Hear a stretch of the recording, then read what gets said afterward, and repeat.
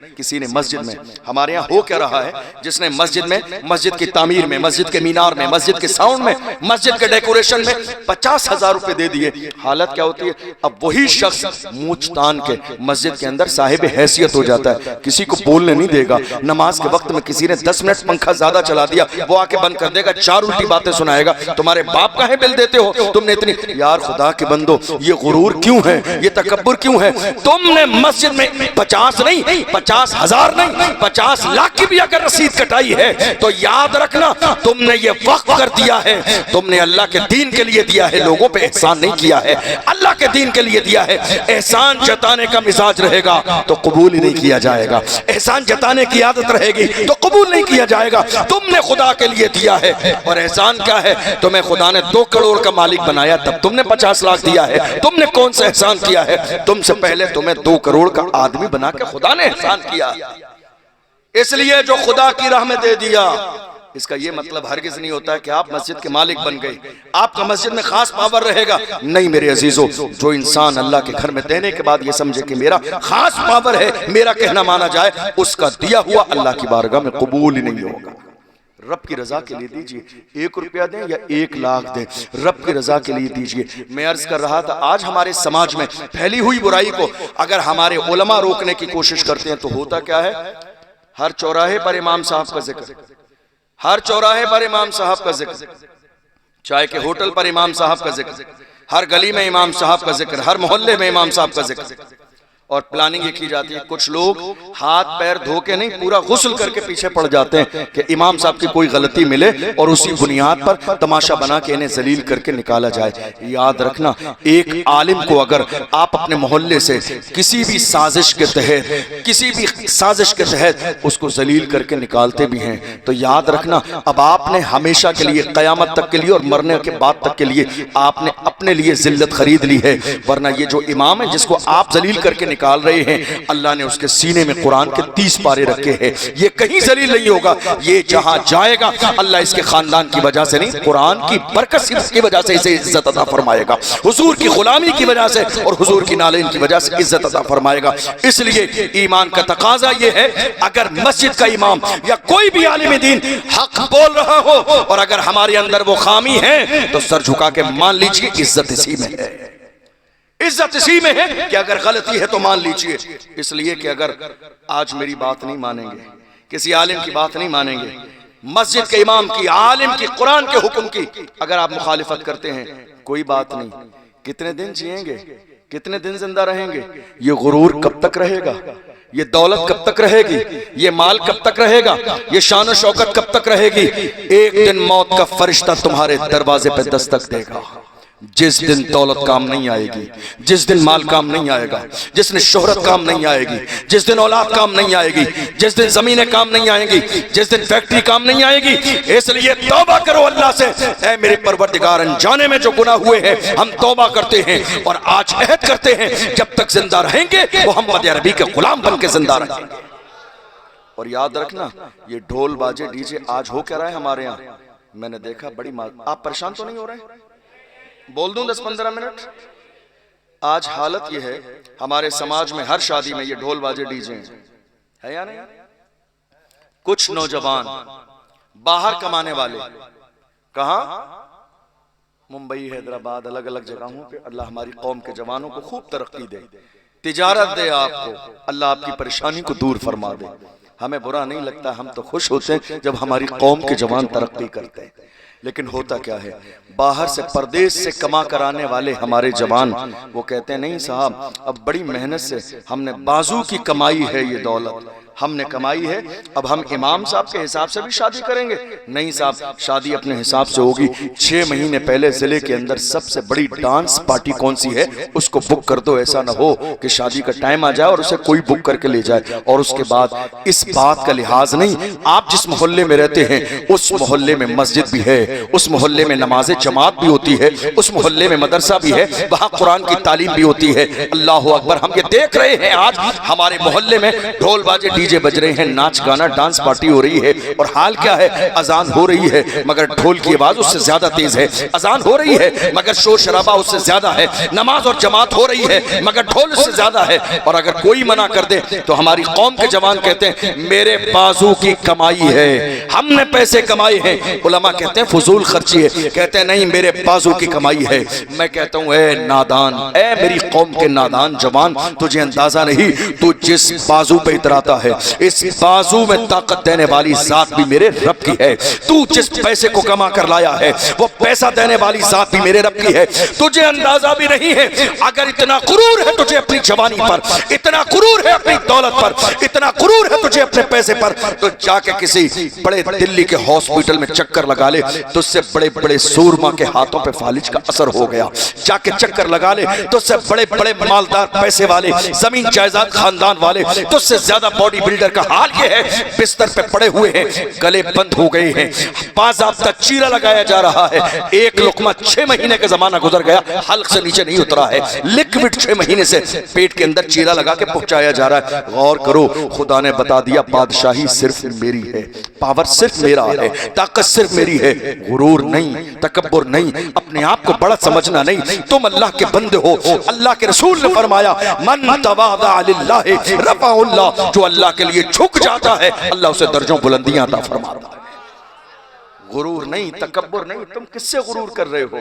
मिसाल के तौर पर अगर आपको मेरी कोई बात बुरी लग रही है, आप मोमिन हैं, मेरे भाई हैं, आप मुझे तन्हाई में कह देंगे हजरत ये बात समझ में नहीं आई, मैं उसकी वजाहत कर दूंगा क्या मतलब था, लेकिन आप उसको सुन के अपने आप को नहीं नहीं ऐसे कैसे कह दिया, याद रखिएगा ये मैं जो बोल रहा हूं ये मेरा फरमान नहीं, मेरी कोई हैसियत नहीं, बात उसकी है जिसकी जबान से जो निकलता है वो हो के रहता है। कौन? मेरे इमाम कहते हैं वो जबान जिसको सब कुन की कुंजी कहे, उसकी नाफिज हुकूमत पे लाखों सलाम। कौन? वो पैगंबर जिसकी शान ये है जो शब को कह दिया दिन है तो दिन निकल आया, जो दिन को कह दिया शब है तो रात हो के रही। या रसूल अल्लाह, तुम्हारे मुंह से जो निकली वो बात हो के रही। वमा यंतिकु अनिल हवा इन हुवा इल्ला वह्यु युहा, पैगंबर अपनी मर्जी से कुछ नहीं बोलते हैं, हुजूर की जबान से वही निकलता है जो परवरदिगार चाहता है। अल्लाह का कुरान कहता है या अय्युहल्लज़ीना आमनू qu अनफुसकुम व अहलीकुम नारा, ए लोगो, ए ईमान वालो, अपने आप को और अपने घर वालों को जहन्नम की आग से बचाओ, जहन्नम की आग से बचाओ, इसलिए कि जहन्नम का ईंधन इंसान और पत्थर है।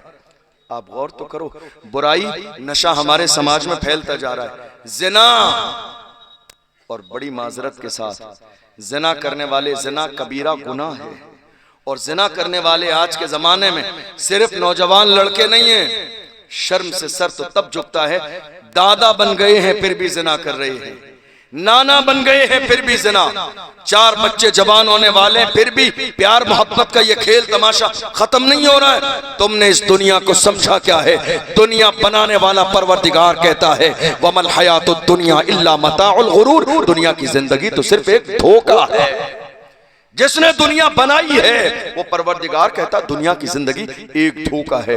जवानों याद रखना, जिना, ये शराब, ये शबाब हर जमाने में मेरी कौम के जवानों के सामने शराब और शबाब पेश किया गया, लेकिन हर जमाने में मेरी कौम के जवानों ने शराब और शबाब को ठोकर मार के कहा अपना सब कुछ गुंबद खजरा कल भी था और आज भी है, मेरे नबी से मेरा रिश्ता कल भी था और आज भी है, बतला दो गुस्ताखे नबी को गैरत मोमिन जिंदा है, उन पे मर मिटने का जज्बा कल भी था और आज भी है। ये किसी और की फिक्र नहीं, मोहम्मद अरबी के गुलामों की फिक्र है। कहाँ हैं आप? जिना हमारे समाज में दूर दूर तक हमारे समाज से जिना का कोई वास्ता नहीं था। ये कलमा पढ़ने वाले जवान थे, जिधर निकलते थे इनके किरदार को देखकर लोग कलमा पढ़ के मुसलमान हो जाते थे। मगर अफसोस आज जिना का बाजार गर्म है। आप जानते हैं ये जिना हमारे समाज में आम कैसे हो गया? जिना कई तरीके का है। जिना आंखों का भी है, जिना हाथों का भी है, जिना पैरों का भी है, और जिना जो आप जानते हैं जिना है। याद रखना, अगर अपने इन आंखों से जिना के गलत मनाजिर देख रहे हैं इंटरनेट पर तो ये आंखों का जिना है। हाथों से जिना कर रहे हैं तो ये हाथों का जिना है। जिना की तरफ जा रहे हैं तो ये पैरों का जिना है। याद रखना, जिना करने वाला इंसान कुछ भी हो सकता है मगर दुनिया में कामयाब नहीं हो सकता है। मेरे नबी फरमाते हैं जिना में 6 मुसीबतें हैं, 3 मुसीबतें दुनिया में है, 3 मुसीबतें मरने के बाद हैं। मेरे नबी ने फरमाया जिना करने वाले इंसान की दुनिया में जो 3 मुसीबतें हैं, पहली मुसीबत ये है कि उसका चेहरा बिगाड़ दिया जाता है, उसके चेहरे से नूर खत्म हो जाता है, उसके चेहरे से रौनक खत्म हो जाती है। आप क्या समझ रहे हैं, किसी शादी में जाने के लिए, शादी ब्याह के मौके पर, वलीमे के मौके पर, किसी फंक्शन के मौके पर आप जाके किसी बड़े सैलून वाले के यहाँ बहुत ज्यादा मुंह को जो है रगड़वा लेंगे, फेशियल करा लेंगे, चेहरा चमक जाएगा? हरगिज ऐसा नहीं होगा, इसलिए कि रौनक देने वाले ने रौनक छीन ली है, नूर देने वाले ने नूर छीन लिया है, चेहरा बिगाड़ दिया गया है। दुनिया की किसी क्रीम की इतनी औकात नहीं जो आपके चेहरे को चमका दे जब तक मेरा परवरदिगार ना चमकाए। समझो जवानों, तुम्हें दुनिया में किसी क्रीम की जरूरत नहीं थी। हमारे पास सबसे बड़ी क्रीम ये पानी था, जिससे हम वजू करते थे तो हमारा चेहरा चमक जाता था। आज हमें इन सारी चीजों की जरूरत है। तुमने गौर ही नहीं किया ये चेहरे बेरौनक कैसे हो रहे हैं, ये हमारे चेहरे खराब कैसे हो रहे हैं, हमारे चेहरों से रौनक खत्म क्यों हो जा रही है। मेरे आका ने फरमाया जिना करने वाले इंसान की पहली मुसीबत यह है कि चेहरे से रौनक खत्म कर दी जाती है। या रसूलल्लाह दूसरी बताइए। दूसरी इतनी गजबनाक है, अल्लाह अकबर। हुजूर ने फरमाया उस इंसान के कारोबार से तमाम चीजें खत्म, कारोबार फेल हो जाता है, एक एक लुकमे के लिए तरस जाता है इंसान। आप सोच रहे हैं किसी बाबा ने दुआ तावीज कर दिया इसलिए कारोबार फेल हो गया? नहीं, मेरे नबी ने फरमाया जो इंसान ज़िना का आदी हो जाए उसके रिस्क से बरकत को खत्म कर दिया जाता है, रिस्क में तंगी आ जाती है, मुसीबतें आती हैं उसके दरवाजे पर और उसकी जिंदगी में। किस इंसान की जो ज़िना करता है। तीसरी मुसीबत मेरे नबी ने फरमाया उसकी उम्र कम कर दी जाती है, जिंदगी कम कर दी जाती है। देख नहीं रहे हो आज क्या हो रहा है? क्या कहते हैं आप? अरे वो कल शाम को मेरे साथ खाना खाया, आज इंतकाल हो गया, कल दोपहर में ही तो मिला था, इंतकाल हो गया, आज सुबह ही तो बाजार में मिला था, इंतकाल हो गया, कल शाम को ही तो फोन आया था, इंतकाल हो गया। खुदा ने बता दिया बादशाही सिर्फ मेरी है। याद रखना, कुल्लु नफ्सिन ज़ाइक़तुल मौत, जो दुनिया में आया है उसे मरना है, इसलिए बाज आ जाओ गुनाह से। या रसूलल्लाह, मरने के बाद की मुसीबत क्या है? फरमाया जो ज़िना करने का आदी बन जाता है, अल्लाह अकबर, अल्लाह उससे नाराज होगा, कयामत के दिन का हिसाब सख्त लिया जाएगा और अल्लाह उसे जहन्नम में डाल देगा। एक औरत ने एक नौजवान को बुलाया, बड़ा नेक परहेजगार इंसान है, उसने बुलाया और कहा ए जवान मेरे साथ ज़िना कर ले। जरा दिल के कानों से सुनिएगा, जवान ने जवान से कहा मेरे साथ ज़िना कर ले। वो औरत बैठी है, वो जो नौजवान लड़की बैठी है, बस मैं बात मुकम्मल करने लगा हूँ। वो लड़की बैठी है और जवान भी है। अल्लाह अकबर, उस जवान से कहती है मेरे साथ ज़िना कर ले। क्या रखा है दुनिया में, थोड़े दिन के बाद मौत आ जाएगी, पता नहीं मरने के बाद क्या होगा क्या नहीं होगा, हमें मालूम नहीं है। अल्लाह ने ये बहार के दिन दिए हैं। यही सोच आज हमारे कुछ नौजवानों की है, दोबारा जिंदगी नहीं मिलेगी, इसलिए जो आए हैं लज्जत हासिल कर लीजिए, जिंदगी दी है तो मजे कर लीजिए। याद रखिएगा ये सोच कभी भी ईमान वाले की नहीं हो सकती। ईमान वाले की सोच क्या है? हमारे लिए असल ठिकाना जन्नत है, ये दुनिया मोमिन के लिए कैद खाना है। मेरे आका का फरमान है दुनिया सिजनुल मोमिन व जन्नतुल काफिर, दुनिया मोमिन के लिए कैद खाना है और जिसने इस्लाम का कलमा नहीं पढ़ा जन्नत तो उसके लिए है, हमारे लिए जन्नत मरने के बाद है। ये किसी और का फरमान नहीं, सादिक़ व मस्दूक पैगंबर का फरमान है। उस लड़की ने बुलाया, जवान से बहुत जिद की ज़िना करने की। उस जवान ने एक चिराग मंगाया, चिराग मंगाया। मेरी माएं और बहनें भी दिल के कानों से सुने, चिराग मंगाया और चिराग मंगाने के बाद जब उसको जलाया, अब चिराग की रोशनी कितनी होती है, उसकी लौ कितनी सी होती है। इसके बाद उसने अपनी उंगली को चंद सेकंड के लिए चिराग के करीब किया, उसकी लौ पर हटा लिया और उसकी जान निकल गई। चंद सेकंड चिराग की लौ पर क्या हम और आप उंगली रख सकते हैं? बताइए, नहीं रख सकते। उसने दूसरी उंगली रखी, फिर हटा लिया, हथेली को रखा, फिर हटा लिया। लड़की ने कहा जवान क्या करता है, हुस्न तेरे सामने है, शबाब तेरे सामने है, लड़की तेरे सामने है, जिना के लिए तुझे इजाजत दे चुकी है, आखिर करता क्या है, टाइम क्यों जाया करता है।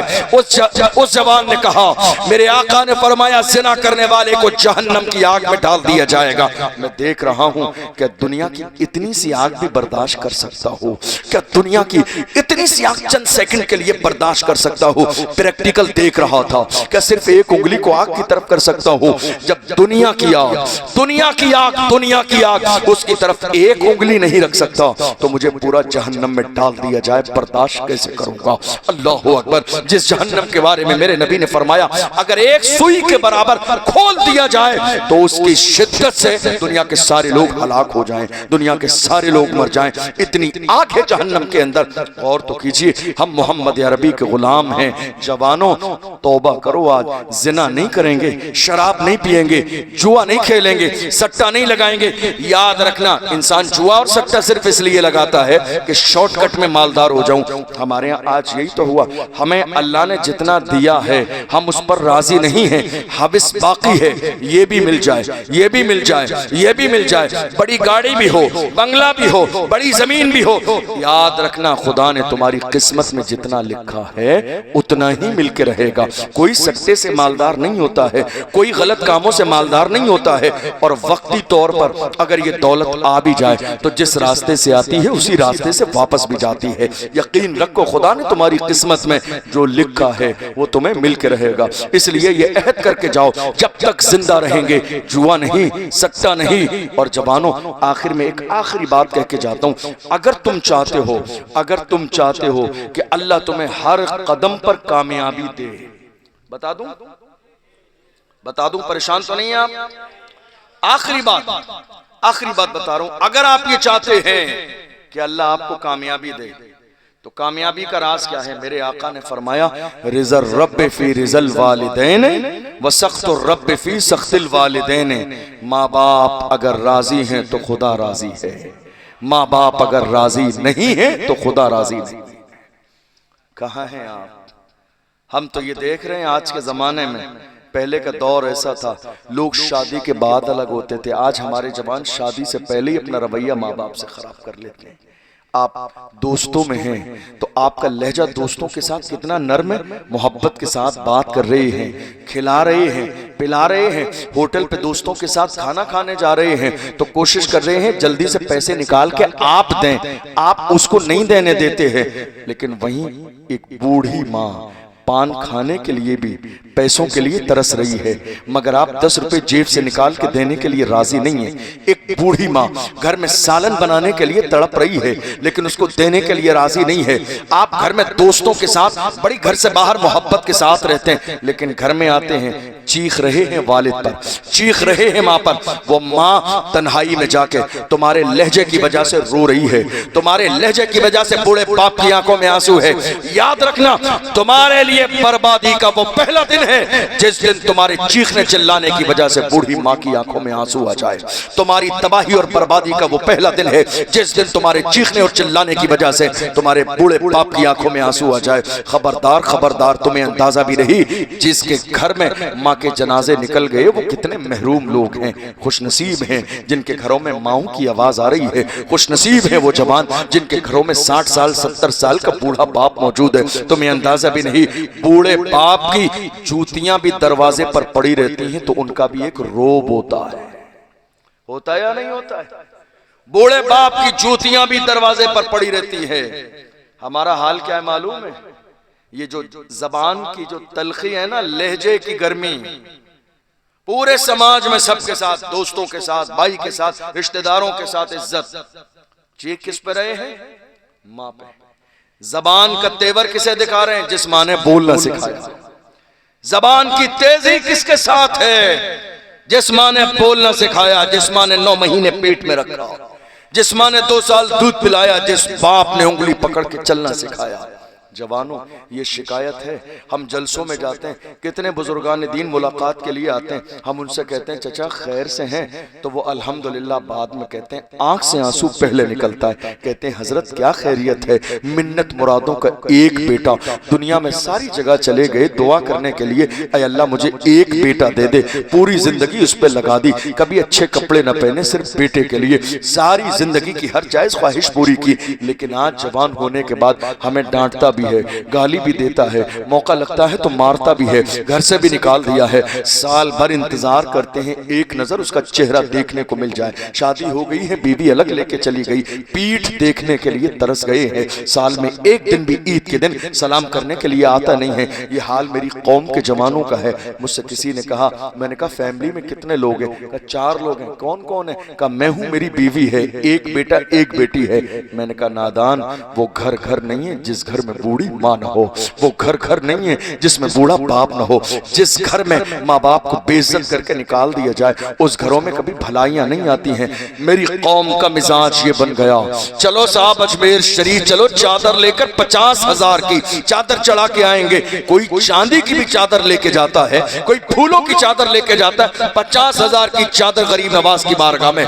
याद रखना, पहले चादर माँ को दो तो गरीब नवाज चादर को कबूल करेंगे, और अगर बूढ़े माँ बाप को चादर नहीं दोगे तो गरीब नवाज की बारगाह में तुम्हारी चादर को कबूल न किया जाएगा। इसलिए कि अल्लाह ने गरीब नवाज को इतना बड़ा मर्तबा जो दिया है वो माँ की दुआओं से दिया है। वो शख्स तो वली बन ही नहीं सकता जिसे माँ राजी न हो और दुआ न दे।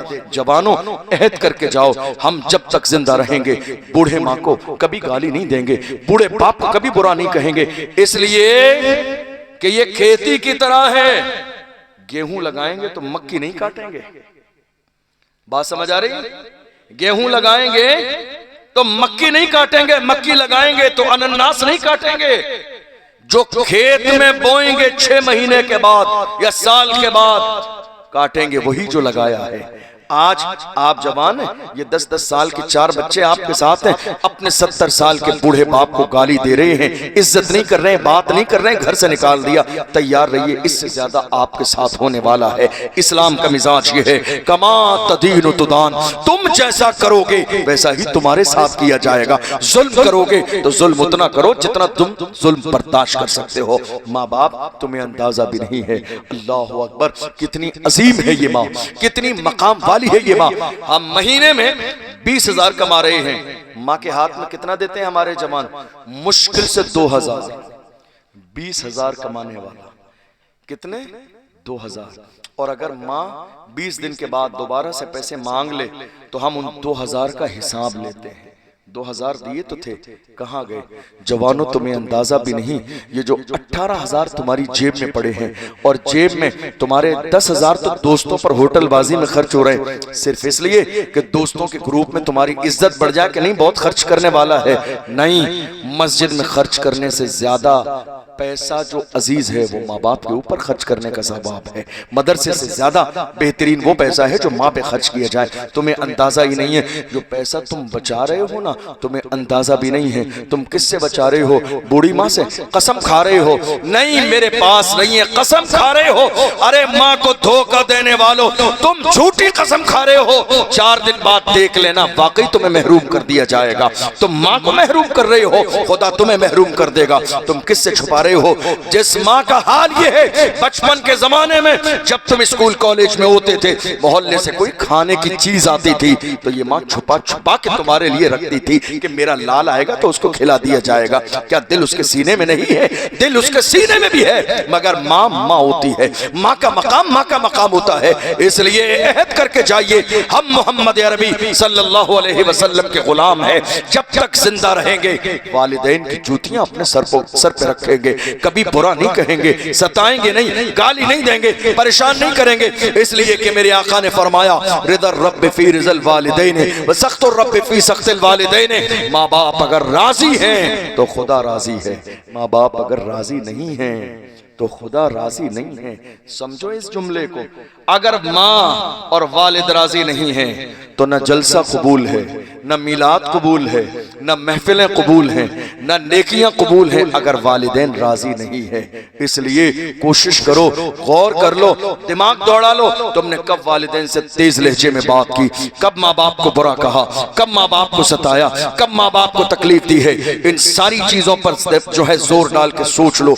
जिस दिन ये बात तुम्हें समझ में आ गई, याद रखना तुम्हारी कामयाबी का वो पहला दिन होगा। ये बूढ़े माँ बाप है, तुम्हें अंदाजा ही नहीं। आज समाज में क्या हो गया, आज समाज में ये हो गया, पीर साहब आने वाले हैं, पीर साहब की आमद से पहले हमारी कौम के जवान 1 क्विंटल गुलाब के फूल की पत्तियां ला के रखे हुए हैं। किसके लिए?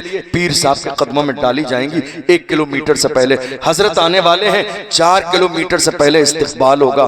बड़ी माजरत के साथ, मुझे ऐसा इस्तकबाल बिल्कुल भी नहीं पसंद है कि इस्तकबाल करने वाला मेरे कदमों में फूल बिछाए और अपने बूढ़े माँ के कदमों में कांटे बिछाए। मुझे ऐसा इस्तकबाल बिल्कुल भी नहीं गवारा है। मेरा इस्तकबाल न करें, इस्तकबाल करना है तो उस बूढ़ी माँ का करें जिसने साल में कभी एक दिन भी छुट्टी नहीं ली है, 365 दिन उसने काम किया है, जिसने पूरी जिंदगी लगा दी सिर्फ तुम्हें जवान करने के लिए। इस्तकबाल जिंदगी में कभी उसका भी तो करें। ये दुनिया का मिजाज है। दुनिया क्या कहती है? आज मदर्स डे आया है, माँ का दिन। ये दुनिया का मिजाज है कि साल में एक दिन माँ का दिन होता है, मदर्स डे। इस्लाम का मिजाज ये है, हर दिन माँ का दिन है, हर लम्हा माँ का लम्हा है, हर घंटा माँ का घंटा है। इसलिए कि माँ राजी है तो खुदा राजी है, माँ राजी नहीं है तो खुदा राजी नहीं है। हमने क्या सोचा है? नहीं साहब, हम हाथ पीर साहब के चूमेंगे, पीर साहब राजी हो जाएंगे। घंटों लाइन लगा रहे हैं पीर साहब के हाथ चूमने के लिए। जिसके कदमों के नीचे जन्नत है, क्या जिंदगी में एक बार कभी उस बूढ़ी माँ का तलवा चूमा तुमने? जिसके कदमों के नीचे जन्नत है, कभी एक बार उसकी पेशानी को बोसा दिया? जिसके कदमों के नीचे जन्नत है, कभी जाके उसके कदमों में आधा घंटे के लिए उसका दिल का हाल लेने के लिए बैठे? आज हाल ये है, हमारे पास बूढ़ी माँ के पास पूरे 365 दिन गुजर जाते हैं, आधा घंटे भी हम अपने बूढ़े माँ बाप के पास जाके नहीं बैठते हैं, बाप के रूम में जाके नहीं बैठते हैं। बल्कि कई बार ऐसा होता है, हमारे बूढ़े बाप रात को पैर दबाने के लिए आवाज दे दे तो अल्हम्दुलिल्लाह हम अपनी बुराई जो है, अपनी बीमारी जाहिर कर देते हैं कि मेरी अपनी तबीयत सही नहीं है। ऐ मेरी कौम के जवानों, हाथ जोड़ के कहता हूँ, सबसे बड़ा पीर तुम्हारे घर में तुम्हारी माँ मौजूद है, सबसे बड़ा पीर तुम्हारी जिंदगी में तुम्हारे बाप मौजूद है। इन दोनों को राजी कर लो, अल्लाह तुम्हारी दुनिया और आखिरत दोनों को बेहतर कर देगा। याद रखना, कई बार राजस्थान में मेरे साथ ऐसा हुआ, किसी शख्स ने शोरूम से नई गाड़ी निकाली और नई गाड़ी निकालने के बाद लाके मेरे दरवाजे पे खड़ी कर दी। कहा हजरत कई साल पहले से मेरी ख्वाहिश थी, मैं नई गाड़ी शोरूम से लाके आपके दरवाजे पे खड़ा करूंगा कि पहला कदम हजरत का रखे। मैं मिंबर पे ऑन रिकॉर्ड ये बात कह रहा हूं, अल्लाह गवाह है इस बात पर कि मैं उस गाड़ी में नहीं बैठा।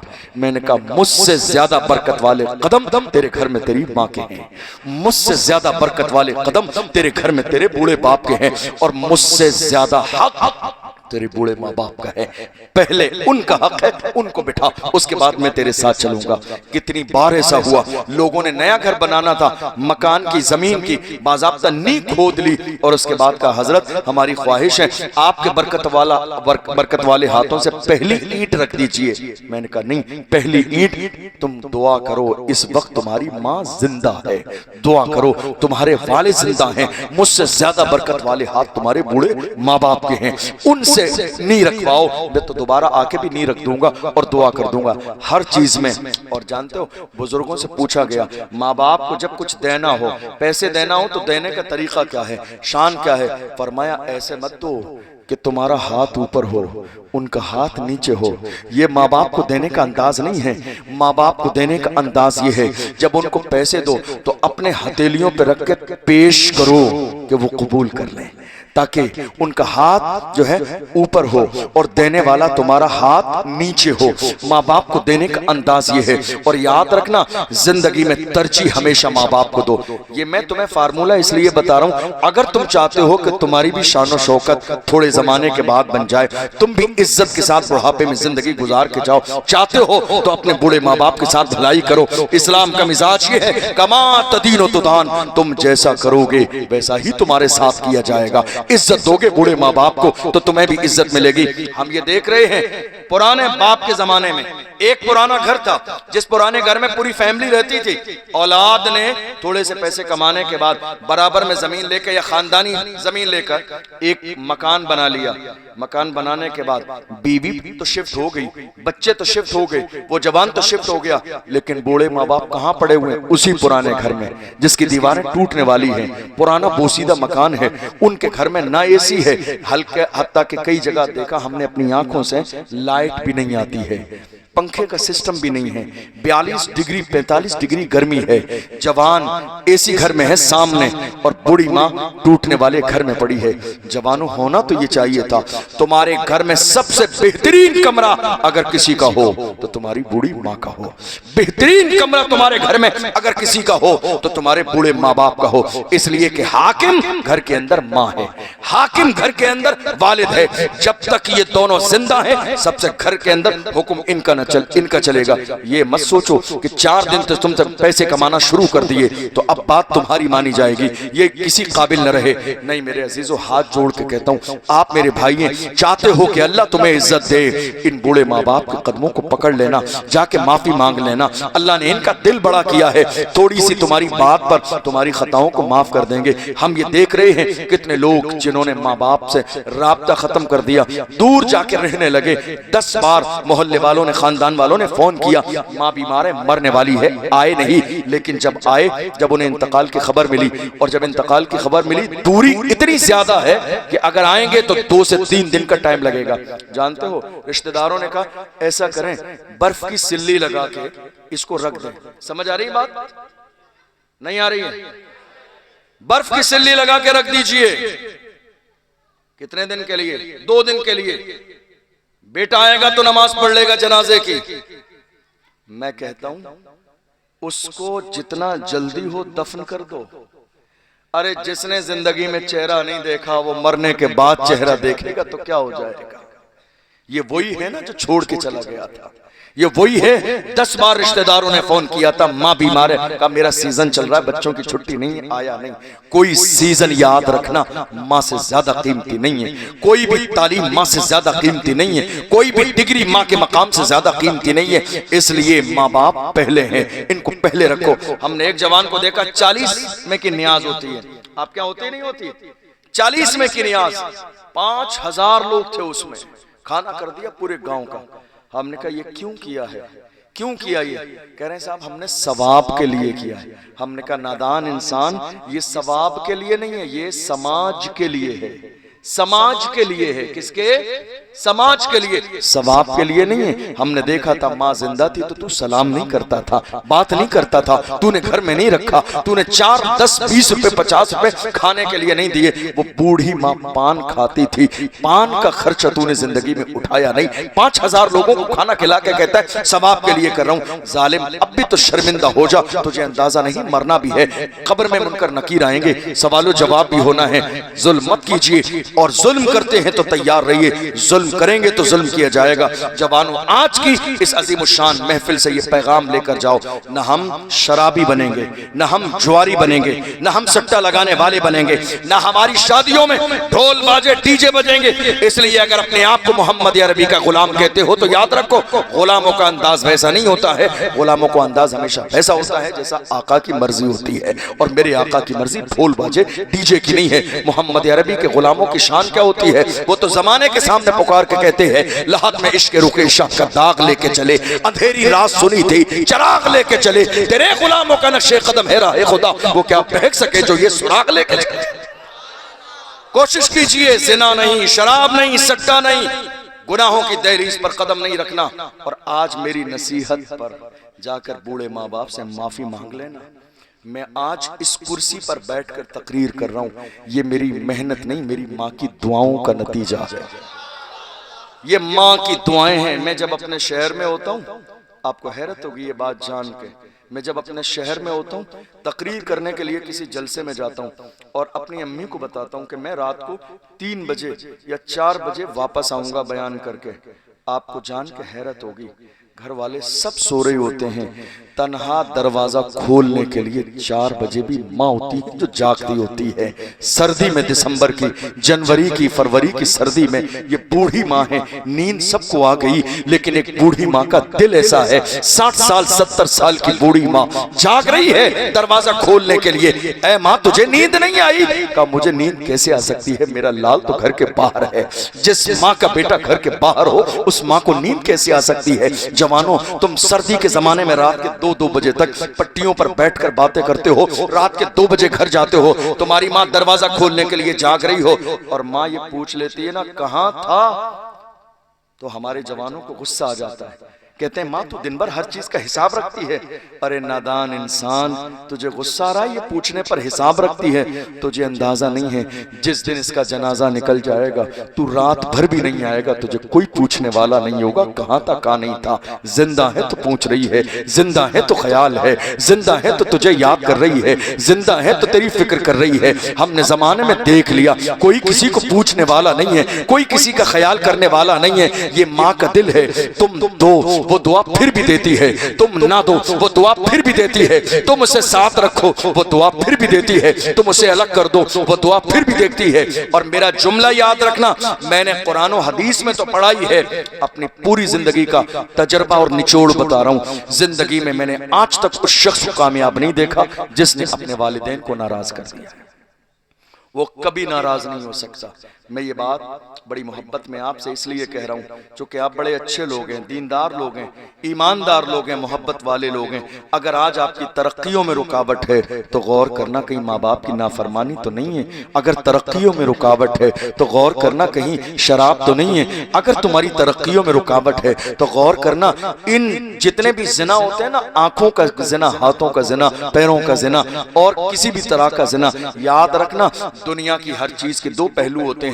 इंटरनेट हमारे लिए अगर उससे दीन का काम किया जाए तो रहमत भी है और गलत इस्तेमाल हो तो जहमत भी है। हमारे जवान रात के 4-4 बजे तक बिस्तर में लेटे इंटरनेट चला रहे हैं। शैतान उनके ईमान पर हमला करता है और जिना की दहलीज तक पहुंच जाते हैं। मुझसे कई जवानों ने कहा हजरत हमारे लिए दुआ कर दीजिए, हम ख्वाब में इन आंखों से हुजूर का दीदार करना चाहते हैं। मैंने कहा मैं दुआ कर दूंगा, और वहां भी नवाजने में कमी नहीं है। उस बारगाह की शान तो ये है, यहाँ फासलों की जियादती से इनायतों में कमी नहीं। कोई दूर रह के उवैस है, कोई पास रह के बिलाल है, वहां कमी नहीं है। लेकिन तुम अपनी आंखों पे गौर करो, क्या तुम्हारी आंखें हैं इस काबिल जो तुम यार का चेहरा देखो, मुस्तफा का चेहरा देखो?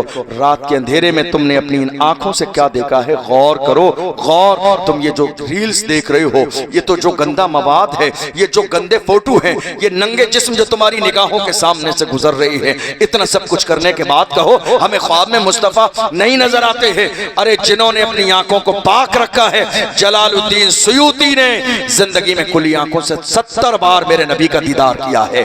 तुम अपनी आंखों को तो पाक करो। इमाम अहमद रजा जब गए थे हज के लिए, यार की चौखट पर खड़े होकर कहा था उठा तो पर्दा, दिखा तो चेहरा कि नूरे बारी हिजाब में है। जमाना तारीख हो रहा है कि महर कब से नकाब में है। और जब थोड़ी देर दीदार न हुआ तो पुकार के कहते हैं वो सुए लालजार फिरते हैं, तेरे दिन ए बहार फिरते हैं, जो तेरे दर से यार फिरते हैं, दर बदर यूं ही खार फिरते हैं। आह कल ऐश तो किए हमने, आज वो बेकरार फिरते हैं। कोई क्यों पूछे तेरी बात रजा, तुझसे कुत्ते हजार फिरते हैं। जब यहाँ तक पहुंचे तो खुली आंखों से मुस्तफा का दीदार किया है। और जब दीदार कर लिया, दीदार कर लिया, जब देख लिया तो कसम खा के कहा तू जिंदा है वल्लाह, तू जिंदा है वल्लाह, मेरे चश्मे आलम से छुप जाने वाले। कोशिश करो